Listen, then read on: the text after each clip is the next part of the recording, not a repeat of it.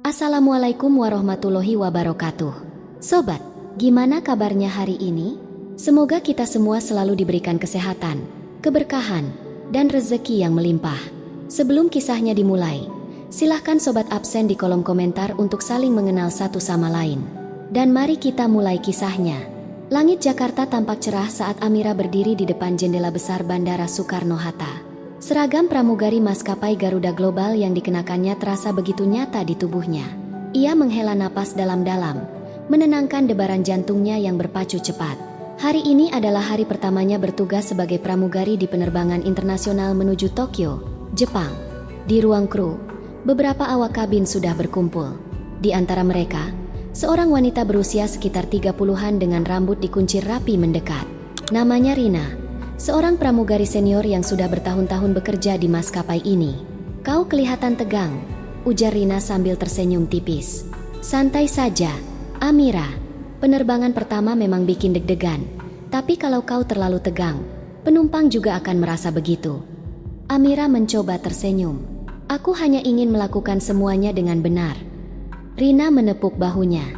"Ikuti saja arus. Kalau ada masalah, aku dan kru lain akan membantumu." Setelah briefing selesai, Amira bersama awak kabin lainnya menuju pesawat yang sudah siap di landasan. Airbus A350-900 itu berdiri megah, membawa ratusan penumpang ke negeri Sakura. Ketika mereka masuk ke dalam kabin, Amira merasakan aroma khas pesawat yang baru dibersihkan. Pintu pesawat akhirnya ditutup, dan Amira mulai membantu menyiapkan layanan di kabin ekonomi. Dengan senyum profesional, ia menyambut setiap penumpang, membantu mereka menaruh barang, dan memastikan semuanya nyaman. Saat melewati kursi kelas bisnis, ia melihat seorang pria berkemeja biru duduk dengan tangan terlipat. Ekspresinya tenang, tetapi ada sesuatu dalam sorot matanya yang membuat Amira merasa tidak nyaman. Tak jauh darinya, seorang wanita dengan kacamata hitam terus-menerus melihat ke layar ponselnya. Jarinya mengetuk-ngetuk armrest kursi dengan ritme gelisah. Amira mencoba mengabaikan perasaan aneh itu dan kembali fokus pada pekerjaannya. Namun, saat ia kembali ke dapur kecil di belakang, Rina tiba-tiba menyapanya. "Kau merasakan sesuatu yang aneh?" tanya Rina pelan. Suaranya nyaris berbisik. Amira mengerutkan kening. "Maksudmu?" "Ada ketegangan di kelas bisnis," ujar Rina sambil melirik ke arah lorong. "Aku sudah terbiasa melihat penumpang kaya yang bertingkah aneh, tapi ini terasa berbeda." Amira menggigit bibirnya, ingin bertanya lebih lanjut. Tetapi pengumuman dari kapten pilot mengalihkan perhatiannya. Pesawat akan segera lepas landas. Ia mengambil tempat di kursi kru dan mengencangkan sabuk pengaman. Saat roda pesawat meninggalkan landasan, perasaan bangga dan haru melingkupi dirinya. Namun, di balik semua itu, ada kegelisahan yang menggantung di udara. Ketika penerbangan memasuki fase tenang, Amira kembali berkeliling, menawarkan minuman kepada para penumpang. Ketika ia tiba di kelas bisnis, pria berkemeja biru tadi menatapnya sejenak sebelum menggeleng pelan, menolak tawarannya. Sementara itu, wanita berkacamata hitam menyelipkan ponselnya ke dalam tas dengan gerakan cepat. Beberapa saat kemudian, seorang pramugara senior bernama Reza mendekati Amira dan berbisik, "Kepala kru ingin kau mengawasi beberapa penumpang di kelas bisnis. Jangan terlalu mencolok, hanya pastikan tidak ada yang membuat masalah." Jantung Amira berdegup lebih kencang. Ini penerbangan pertamanya, dan ia sudah diberikan tugas yang lebih dari sekadar menyajikan makanan dan minuman. Namun, ia mengangguk dan kembali berjalan menyusuri lorong, memperhatikan gerak-gerik para penumpang dengan lebih cermat. Seiring waktu berlalu, perasaan gelisah dalam dirinya semakin menguat. Ada sesuatu yang tidak biasa di pesawat ini, sesuatu yang tidak bisa ia pahami sepenuhnya. Namun, ia hanya bisa tetap menjalankan tugasnya, tanpa tahu apa yang akan terjadi selanjutnya. Langit malam mulai menggelap ketika pesawat Garuda Global G712 meninggalkan Bandar Udara Internasional Soekarno-Hatta. Cahaya redup dari kabin menciptakan suasana tenang, tetapi bagi Amira, ketenangan itu justru terasa semakin menekan. Ia berusaha untuk tetap fokus menjalankan tugasnya, tetapi sesuatu di kelas bisnis membuatnya tidak bisa mengabaikan perasaan gelisah yang perlahan menyusup ke dalam dirinya. Di barisan kursi 3A, seorang pria bertubuh tegap dengan wajah tanpa ekspresi duduk bersandar dengan tangan terlipat. Amira sempat melihat namanya di daftar penumpang, Darmawan Surya. Ia mengenakan kemeja hitam yang rapi dan celana bahan gelap. Sorot matanya dingin, seperti sedang menilai segala sesuatu yang ada di sekitarnya. Tak jauh dari Darmawan, seorang wanita berkacamata hitam duduk di kursi 3C. Dari nametak di boarding pass yang ia periksa tadi, wanita itu bernama Nadira Ramadhani. Sejak lepas landas, Nadira hampir tidak beranjak dari tempat duduknya. Ia lebih sering menatap layar ponsel dengan ekspresi serius. Sesekali mengetuk permukaan meja dengan jari telunjuknya, menciptakan suara ritmis yang nyaris tak terdengar. Amira menarik napas dalam, mencoba mengabaikan perasaan gelisah yang terus mengganggu. Ia berjalan kembali ke dapur kabin, di mana Rina tengah menyiapkan minuman untuk penumpang. "Kau melihat sesuatu?" tanya Rina pelan, tanpa mengalihkan perhatiannya dari nampan berisi gelas-gelas anggur. Amira ragu sejenak sebelum menjawab. "Aku tidak yakin. Hanya saja, beberapa penumpang di kelas bisnis terasa berbeda." Rina menoleh, bibirnya sedikit menyunggingkan senyum tipis. "Kau akan sering menemukan penumpang aneh di kelas bisnis, Amira. Mereka membayar mahal untuk duduk di sana, dan mereka sering merasa dunia ini berputar hanya untuk mereka. Tapi ini terasa berbeda," bisik Amira. Ia melirik sekilas ke arah kabin depan. "Pria di 3A dan wanita di 3C. Aku tidak tahu, tapi ada sesuatu tentang mereka yang terasa tidak wajar." Rina meletakkan nampan di meja dan melipat tangan di depan dada. "Kau sudah mendengar cerita tentang dunia penerbangan, kan?" Amira mengerutkan dahi. "Cerita apa?" Rina menatapnya sejenak sebelum berkata dengan suara lebih pelan. "Penerbangan bukan hanya soal perjalanan dan liburan. Ada dunia yang lebih gelap di baliknya. Kau tahu bagaimana maskapai bisa menjadi tempat yang sempurna untuk mengirim sesuatu atau seseorang ke tempat lain tanpa banyak pertanyaan?" Amira menelan ludah. Ia memang pernah mendengar rumor tentang hal-hal mencurigakan yang terjadi di balik dunia penerbangan, tetapi tidak pernah menyangka akan mengalaminya sendiri. Sebelum ia sempat bertanya lebih lanjut, suara halus terdengar dari belakangnya. "Maaf." Amira menoleh dan mendapati Darmawan berdiri di depan pintu dapur kabin. Ia mengulurkan selembar uang kertas kepadanya. "Ambil ini," katanya singkat. "Saya harap layanan Anda tetap prima." Amira menatap uang itu dengan ragu. Ia tahu bahwa menerima uang dari penumpang sebagai bentuk tip bukanlah hal yang umum dalam penerbangan internasional. Saya tidak bisa menerima ini, Pak," jawabnya pelan, mencoba menjaga profesionalismenya. Darmawan tidak segera menarik kembali uangnya. Sebaliknya, ia menatap Amira dengan tatapan tajam. "Saya hanya ingin penerbangan ini berjalan lancar, tidak lebih." Sebelum Amira bisa membalas, Rina maju selangkah dan tersenyum sopan. "Kami sangat menghargai niat baik Anda, Pak, tetapi kami tidak diperbolehkan menerima tip." Darmawan menatap mereka beberapa detik sebelum akhirnya memasukkan kembali uang itu ke dalam sakunya. Ia mengangguk pelan sebelum berbalik dan kembali ke kursinya. Amira menghela napas lega, tetapi perasaan tidak nyaman dalam dirinya justru semakin kuat. Ia menoleh ke arah Rina, yang kini terlihat lebih serius. "Jangan terlalu menonjol," bisik Rina. "Kita hanya menjalankan tugas, tidak lebih." Amira mengangguk, meskipun pikirannya masih dipenuhi tanda tanya. Beberapa jam berlalu. Pesawat sudah memasuki wilayah udara di atas Laut Cina Selatan. Para penumpang mulai tertidur, tetapi Amira tetap terjaga, berjalan perlahan melewati lorong kabin untuk memastikan semuanya dalam kondisi baik. Saat ia melewati kelas bisnis, Nadira tiba-tiba mengangkat wajahnya dari ponsel. Mata mereka bertemu. "Ada yang bisa saya bantu, Bu?" tanya Amira, mencoba terdengar wajar. Nadira menatapnya sejenak sebelum tersenyum tipis. "Tidak, saya hanya memastikan sesuatu." Amira mengangguk sopan, tetapi saat ia berbalik, suara Nadira kembali terdengar. "Pramugari baru, ya?" Langkah Amira terhenti. Ia menoleh perlahan. "Ya, Bu." Nadira tersenyum lagi, kali ini lebih samar. "Hati-hati dalam perjalanan, Amira." Amira merasa ada sesuatu dalam suara Nadira yang sulit dijelaskan. Sesuatu yang tidak sekadar basa-basi. Ia berusaha menenangkan dirinya dan kembali ke dapur kabin. Namun, ketika ia tiba, Reza sudah menunggunya dengan ekspresi serius. "Ada tugas untukmu," kata Reza pelan. Amira mengerutkan dahi. "Tugas apa?" Reza menyerahkan sebuah kantong kecil kepadanya. "Kepala kru memintamu untuk mengantar ini ke seseorang di penerbangan berikutnya." Amira menatap kantong itu dengan perasaan bercampur aduk. "Apa isinya?" Reza mengangkat bahu. Aku hanya menyampaikan pesan. Amira menggenggam kantong itu, merasa jantungnya berdetak lebih cepat dari biasanya. Pesawat Garuda Global G712 mendarat mulus di Bandara Internasional Narita, Tokyo. Setelah melewati prosedur pendaratan yang biasa, Amira dan kru lainnya segera bersiap untuk penerbangan berikutnya yang akan membawa mereka kembali ke Indonesia. Namun, pikirannya masih dipenuhi oleh peristiwa di penerbangan sebelumnya. Pertemuan dengan Darmawan Surya, peringatan samar dari Nadira Ramadhani, dan kini, kantong kecil yang diserahkan kepadanya oleh Reza. Di ruang kru bandara, Amira duduk di salah satu kursi dengan tangan menggenggam erat kantong misterius itu. Rasanya ringan, tetapi ia tidak berani membukanya. Ia menatap Rina yang duduk di sebelahnya, tampak sibuk membaca jadwal penerbangan. Apa kau pernah diminta mengantarkan sesuatu dalam penerbangan? Amira bertanya dengan suara pelan. Rina menoleh, ekspresinya tetap tenang.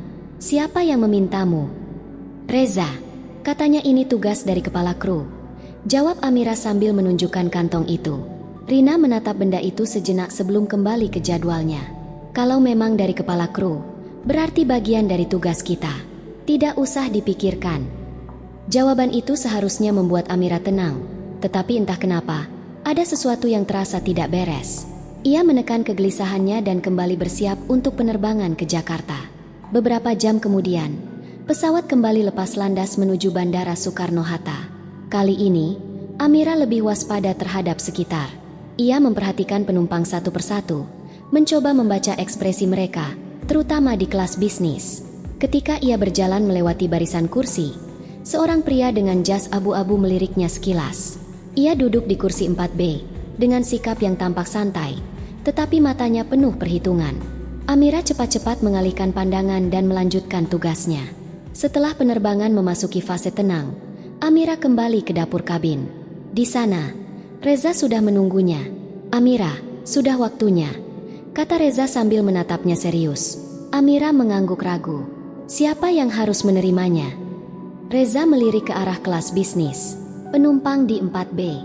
Namanya Bagas Aditya. Amira menoleh ke arah pria berjas abu-abu tadi. Perasaannya semakin tidak nyaman. Ia merasakan tekanan yang aneh, seolah-olah dirinya sedang diawasi. Pastikan kau menyerahkannya langsung kepadanya, tambah Reza sebelum beranjak pergi. Amira menggenggam kantong itu lebih erat.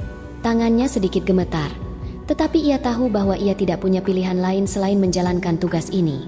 Ia mengatur napasnya dan berjalan perlahan ke kelas bisnis. Bagas Aditya masih duduk dengan sikap tenang. Tangannya bertumpu di sandaran kursi. Ketika Amira mendekat, ia menatapnya sejenak sebelum menyandarkan tubuhnya lebih dalam ke kursi. Maaf, Pak, kata Amira dengan suara profesional. Ini untuk Anda. Bagas melirik kantong kecil itu tanpa ekspresi. Ia mengambilnya dengan satu tangan, lalu tanpa berkata apa-apa, memasukkannya ke dalam saku jasnya. Amira menunggu sejenak, tetapi tidak ada reaksi lebih lanjut.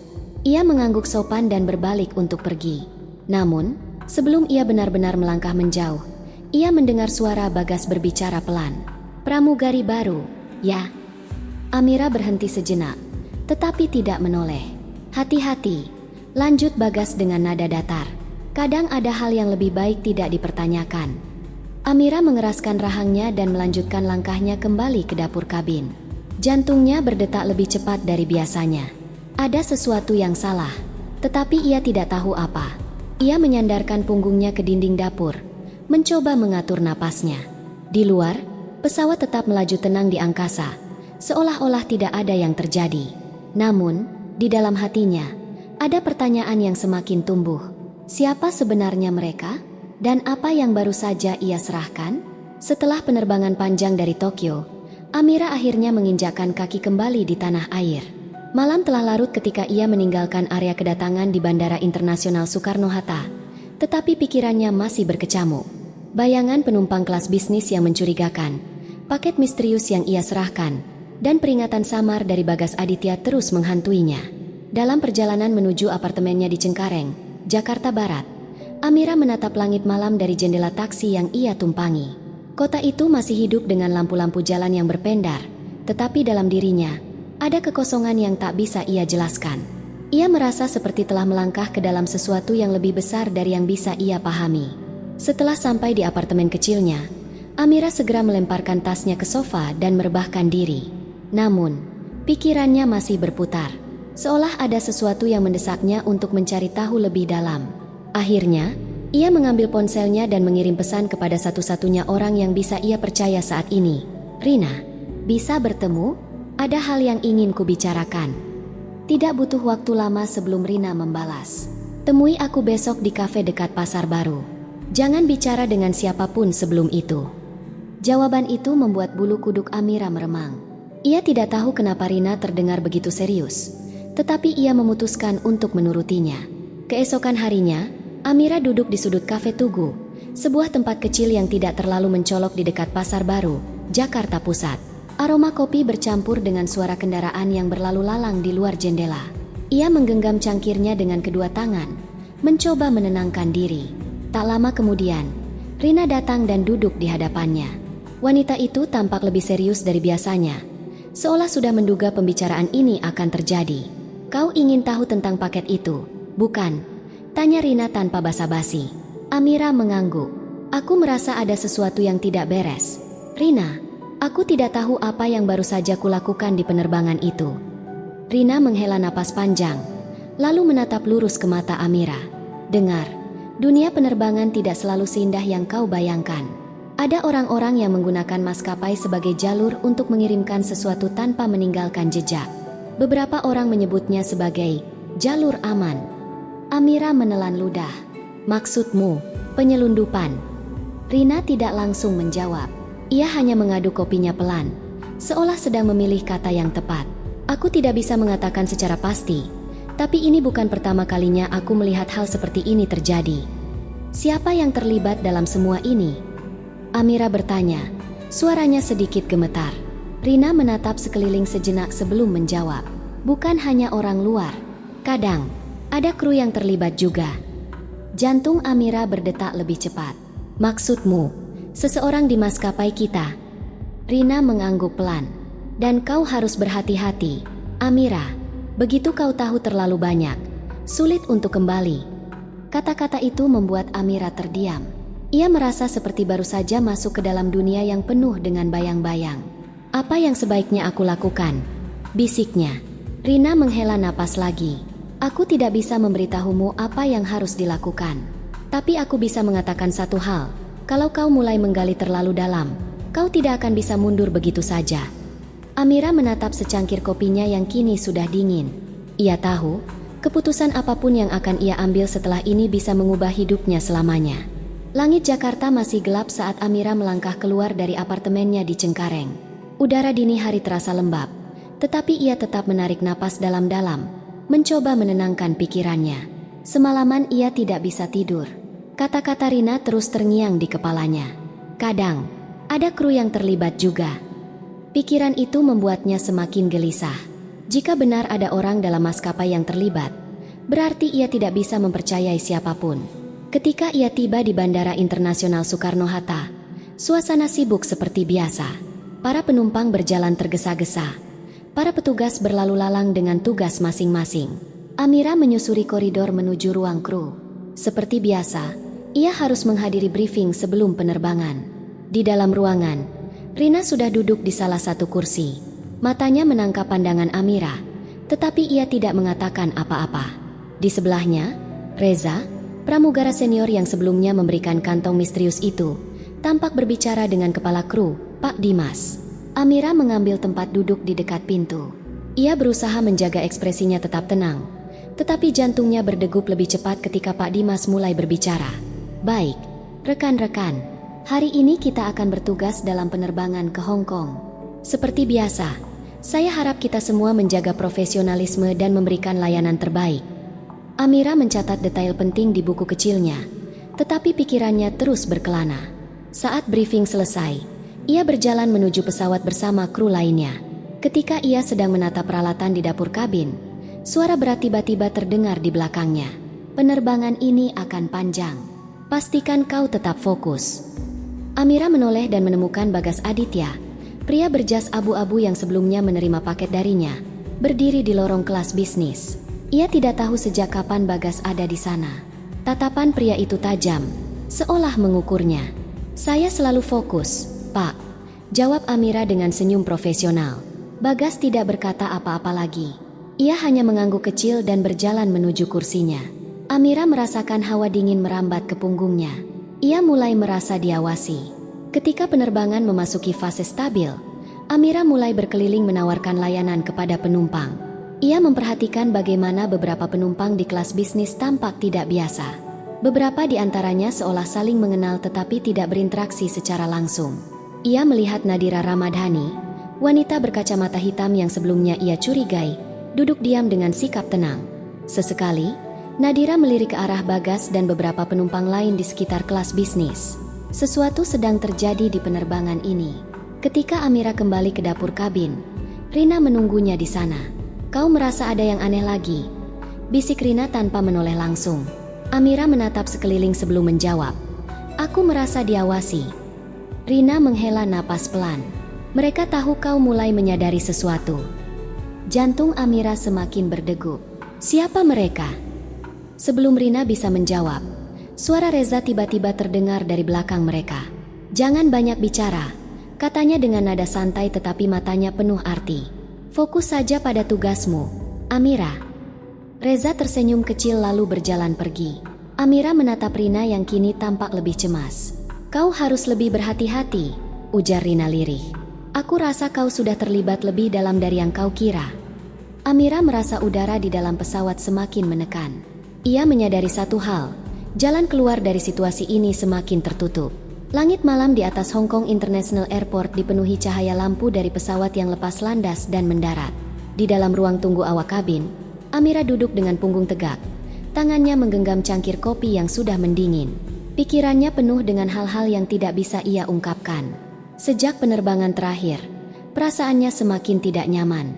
Ia merasa semakin terjebak dalam sesuatu yang tidak ia pahami. Reza semakin sering memperhatikannya, sementara Rina tampak semakin khawatir. Yang paling membuatnya resah adalah Bagas Aditya, pria yang kini terasa selalu ada di dekatnya. Ponselnya bergetar. Sebuah pesan masuk dari nomor tak dikenal. "Kami bisa menjamin keselamatanmu, Amira. Kau hanya perlu melakukan apa yang kami minta. Jangan buat keadaan menjadi sulit." Jari-jari Amira menegang di atas layar ponsel. Pesan itu singkat, tapi cukup untuk membuatnya menyadari satu hal. Ia sedang diawasi. Ia menoleh ke arah jendela, menatap refleksi dirinya sendiri di balik kaca yang samar. Apakah ini harga yang harus ia bayar karena terlalu ingin tahu? Penerbangan kembali ke Jakarta terasa lebih panjang dari biasanya. Amira berusaha bersikap profesional, tetap tersenyum dan menjalankan tugasnya dengan baik. Namun, setiap kali ia melewati lorong kabin, ia bisa merasakan tatapan dari beberapa penumpang di kelas bisnis. Bagas Aditya duduk dengan tenang di kursinya, tetapi kali ini, ia tidak hanya diam. Saat Amira sedang menyusun nampan di dapur kabin, Bagas muncul di depannya. "Kita perlu bicara." Amira menelan ludah. "Saya sedang bekerja, Pak." Bagas menyelipkan tangannya ke dalam saku jasnya, lalu berkata dengan suara pelan, "Kami tahu kau penasaran, Amira. Tapi ada hal-hal yang lebih baik tidak kau pertanyakan." Jantung Amira berdegup kencang. "Apa maksud Anda?" Bagas mencondongkan tubuhnya sedikit ke depan. "Kami bisa melindungimu, atau kami bisa membiarkanmu berjalan sendiri di jalan yang berbahaya." Amira ingin menjauh, tetapi kakinya terasa berat. "Kau hanya perlu bekerja sama," lanjut Bagas. "Tidak ada yang akan menyakitimu. Tidak ada yang akan terjadi pada keluargamu. Semua akan tetap berjalan seperti biasa." Tangan Amira mulai berkeringat. Ia ingin bertanya lebih banyak, ingin menolak, tetapi suara Bagas terdengar seperti ultimatum. "Pikirkan baik-baik," katanya sebelum berbalik menuju kursinya. Amira berdiri di sana, masih memegang nampan di tangannya. Ia merasakan udara di sekelilingnya semakin menekan. Ketika pesawat akhirnya mendarat di Bandara Soekarno-Hatta, Amira langsung menuju ruang kru. Namun, sebelum ia sempat masuk ke dalam, Rina menarik lengannya. "Kau harus berhati-hati," bisik Rina. "Mereka sudah tahu kau mulai menyadari sesuatu." Amira menatap mata Rina, mencari jawaban. "Siapa mereka, Rina?" Rina menggeleng pelan. "Lebih baik kau tidak mencari tahu lebih jauh." Amira merasa napasnya semakin berat. Pilihannya semakin terbatas. Di dalam ruang kru, ponselnya kembali bergetar. Kali ini, sebuah pesan yang lebih tegas muncul di layarnya. Kau punya satu pilihan, Amira. Bersama kami, atau melawan. Amira merasakan detak jantungnya berdentum di dalam dadanya. Tanpa sadar, tangannya mengepal erat. Ia tahu, apapun yang ia pilih, hidupnya tidak akan pernah sama lagi. Langit malam di Jakarta gelap pekat ketika Amira melangkah keluar dari Bandara Soekarno-Hatta. Dingin AC bandara masih melekat di kulitnya, tetapi keringat dingin merembes di tengkuknya. Ia mempercepat langkah menuju tempat parkir, berusaha mengabaikan perasaan tidak nyaman yang terus menghantuinya sejak ia membaca pesan terakhir di ponselnya. Kau punya satu pilihan, Amira. Bersama kami, atau melawan. Jantungnya berdetak kencang saat ia menyadari satu hal. Ia tidak bisa lagi berpura-pura tidak tahu. Di seberang jalan, sebuah mobil hitam dengan kaca gelap terparkir. Amira melihat sekilas ke dalam, tetapi tidak bisa menembus kegelapan di balik jendela mobil itu. Ia menelan ludah dan melanjutkan langkahnya, mencoba bersikap wajar. Begitu ia tiba di area penjemputan, sebuah tangan menarik lengannya dengan cepat. Ikut aku, suara itu berbisik tegas. Amira tersentak dan hampir berteriak, tetapi begitu melihat wajah Rina, ia menahan napasnya. Rina tampak lebih tegang dari biasanya. Rina, ada apa? Amira berbisik panik. Kau harus pergi dari sini sekarang, ujar Rina cepat. Mereka sudah tahu kau melapor. Darah Amira berdesir. Apa? Rina menggenggam lengannya lebih erat. Jangan banyak bicara. Mereka sedang mengawasimu. Amira menoleh ke sekeliling. Beberapa orang berlalu lalang di area bandara, tetapi di antara kerumunan, ia bisa merasakan tatapan yang tidak wajar dari beberapa orang. Tatapan yang dingin, tatapan yang mengawasi. Ia melihat Bagas Aditya berdiri di dekat tiang lampu. Pria itu tidak bergerak, hanya menatap lurus ke arahnya. Sesuatu di dalam dirinya berteriak untuk segera melarikan diri. Aku harus pergi, Amira berkata dengan suara gemetar. Ya. Rina menariknya lebih kuat. Ada taksi di belakang gedung parkir. Kau harus naik sekarang juga. Mereka bergegas melewati trotoar. Jantung Amira berdetak semakin cepat ketika ia mendengar suara langkah kaki mengikuti mereka dari belakang. Ketika mereka hampir sampai di area parkir yang lebih sepi, Rina tiba-tiba berhenti. Ada yang salah, gumamnya pelan. Amira menoleh ke arah yang sama. Di ujung lorong parkiran, dua pria berjas berdiri dengan posisi seperti sedang menunggu seseorang. Jangan panik, bisik Rina. Amira menelan ludah. Kakinya terasa berat. Lalu, ponselnya bergetar. Sebuah pesan baru muncul di layar. Kami selalu tahu di mana kau berada. Tangannya gemetar. Ia tidak bisa lagi bergerak. Kemudian, ia mendengar suara langkah kaki mendekat dari arah belakang. Amira berlari di bawah lampu redup kota Jakarta. Napasnya terengah-engah. Jalanan di sekitar Mangga 2 masih dipenuhi kendaraan meskipun malam sudah larut. Dari kaca etalase toko-toko yang sebagian besar sudah tutup, ia bisa melihat bayangannya sendiri. Seragam pramugarinya kusut, rambutnya berantakan, dan wajahnya dipenuhi ketakutan. Sejak ia meninggalkan Bandara Soekarno-Hatta, dunia seolah runtuh di sekelilingnya. Ia tidak bisa pulang ke apartemennya, tidak bisa menghubungi siapapun. Telepon genggamnya sudah ia buang ke dalam selokan di dekat stasiun kota. Setelah ia menerima pesan terakhir yang berbunyi, tidak ada tempat untuk bersembunyi. Amira. Ia tidak tahu harus percaya kepada siapa lagi. Rina membantunya melarikan diri, tetapi di saat-saat terakhir, mereka terpisah. Rina menyuruhnya terus berlari, bersembunyi, tetapi Amira tidak tahu kemana harus pergi. Sekarang, ia hanya bisa berjalan cepat di trotoar yang gelap, mencoba menenangkan diri. Setiap orang yang menoleh ke arahnya membuatnya semakin paranoid. Setiap suara langkah di belakangnya terdengar seperti seseorang yang mengikutinya.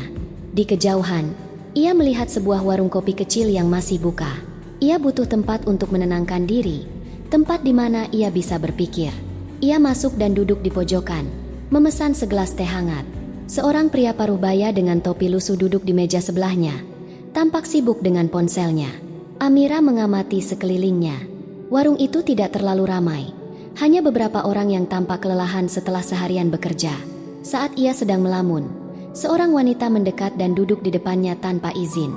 Amira tersentak. Wanita itu mengenakan hoodie abu-abu dan menyembunyikan sebagian wajahnya dengan masker hitam. Kau dalam bahaya lebih besar dari yang kau kira, kata wanita itu pelan. Amira menegang. Siapa kau? Wanita itu menarik maskernya sedikit, memperlihatkan wajah yang familiar. Nadira, bisik Amira. Wanita berkacamata hitam yang sering ia lihat di kelas bisnis. Nadira mengangguk. Aku tidak punya banyak waktu. Mereka mengira aku masih bersama mereka. Amira menelan ludah. Siapa mereka? Jaringan yang kau sentuh lebih besar dari yang kau bayangkan. Mereka bukan hanya penyelundup biasa. Amira merasakan darahnya mengalir lebih cepat. Kenapa kau membantuku? Nadira menatapnya dengan sorot mata tajam. Karena aku juga pernah berada di posisimu. Sebelum Amira bisa bertanya lebih lanjut, Nadira mengeluarkan sebuah amplop kecil dan mendorongnya ke atas meja. Di dalamnya ada sesuatu yang bisa membantu, kata Nadira. Ambil ini, lalu pergi dari sini secepatnya. Amira merasakan tangannya gemetar saat ia mengambil amplop itu. Nadira menoleh keluar jendela, lalu bangkit berdiri. Jangan percaya siapapun, Amira. Amira hendak bertanya lebih lanjut, tetapi Nadira sudah berjalan pergi, menghilang ke dalam bayang-bayang kota. Amira membuka amplop itu dengan hati-hati. Di dalamnya, ada sebuah kartu memori kecil dan secari kertas bertuliskan alamat di daerah Cikini.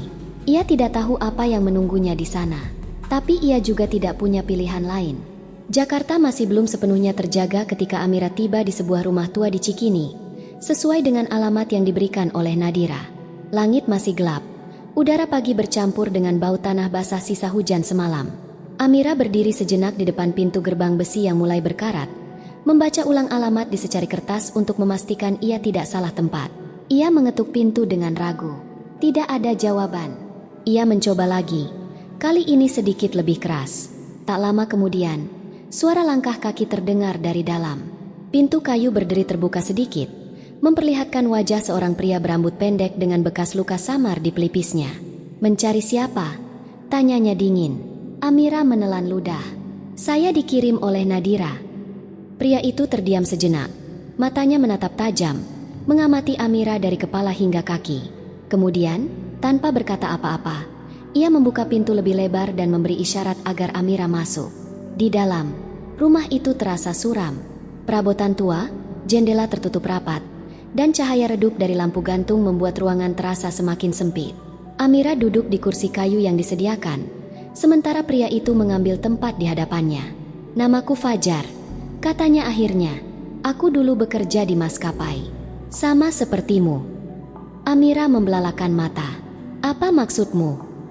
Fajar menghela napas, lalu menatapnya dengan serius. Jaringan yang kau sentuh bukan hanya tentang penyelundupan biasa. Mereka sudah lama menggunakan maskapai sebagai jalur operasi mereka. Nadira dan aku pernah terlibat dulu, tapi sekarang aku hanya mencoba tetap hidup. Amira menggenggam amplop kecil dari Nadira dengan erat. Dia bilang ini bisa membantu. Fajar mengambil kartu memori di dalam amplop, lalu berjalan ke meja kecil di sudut ruangan. Ia memasukkan kartu itu ke dalam laptop tua dan mulai membuka file yang ada di dalamnya. Amira melihat layar yang menampilkan daftar nama, transaksi, dan kode penerbangan. Ada beberapa nama yang familiar. Ini bukti, gumam Fajar. Bukti bahwa mereka tidak hanya mengendalikan jalur kargo, tapi juga penumpang tertentu. Orang-orang yang mereka kirim atau selundupkan, semuanya tercatat di sini. Amira menatap layar dengan ngeri. Ia melihat kode penerbangan yang ia kenal, penerbangan yang pernah ia jalani. Mereka sudah mengincarmu sejak lama, lanjut Fajar. Begitu kau mulai curiga, mereka tahu kau harus dipantau. Amira merasa dingin menjalar ke seluruh tubuhnya. Jadi, apa yang harus kita lakukan? Fajar menutup laptopnya dengan suara pelan. Kita harus membawanya ke pihak berwenang. Tapi kau harus paham, ini tidak akan mudah. Amira menarik napas panjang. Matanya kembali tertuju pada daftar nama yang baru saja ia lihat. Salah satu nama itu adalah Reza. Langit Jakarta dipenuhi awan kelabu saat Amira berdiri di balkon sebuah rumah kecil di Depok, mengamati lalu lintas yang bergerak lambat di jalan utama. Tangannya menggenggam cangkir teh yang sudah mulai mendingin, tetapi pikirannya jauh lebih dingin dari itu. Ia telah melalui lebih banyak hal dalam beberapa bulan terakhir daripada yang pernah ia bayangkan seumur hidupnya. Dunia yang dulu ia kenal, seragam kebanggaannya, senyum ramah kepada penumpang, pelayanan di kabin pesawat. Semuanya kini terasa seperti bayangan masa lalu yang jauh. Di dalam rumah, Fajar masih sibuk dengan laptopnya, memastikan setiap bukti yang mereka kumpulkan tersusun rapi sebelum diserahkan ke pihak berwenang. Amira berjalan masuk dan berdiri di sampingnya, menatap layar yang menampilkan data yang ia sendiri masih sulit percaya. "Apa kau yakin ini cukup?" tanya Amira pelan. Fajar tidak langsung menjawab. Ia menelusuri daftar nama dan kode penerbangan dengan teliti, memastikan tidak ada yang tertinggal. "Ini lebih dari cukup," akhirnya ia berkata. "Tapi bukan itu masalahnya, Amira." Amira menoleh. "Lalu apa?" Fajar menutup laptopnya, menatapnya dengan ekspresi serius. "Begitu ini keluar, hidup kita tidak akan pernah sama lagi." Amira sudah tahu itu. Bahkan sebelum semua ini dimulai, ia sudah tahu bahwa mengambil keputusan untuk melaporkan jaringan penyelundupan ini berarti mengorbankan banyak hal, termasuk kebebasannya sendiri. Ponsel Fajar bergetar di meja. Ia mengambilnya dan membaca pesan singkat yang baru saja masuk. "Mereka sudah tahu," gumamnya. Amira merasakan perutnya bergejolak. Ia sudah menduga ini akan terjadi, tetapi mendengarnya langsung dari Fajar membuat segalanya terasa lebih nyata. "Apa kita masih punya waktu?" tanya Amira. Fajar menghela napas panjang. "Tidak banyak." Di luar, suara kendaraan yang melintas terdengar biasa saja, tetapi bagi Amira, itu semua kini terdengar seperti hitungan mundur menuju akhir dari segalanya. Ia menatap keluar jendela. Hujan mulai turun.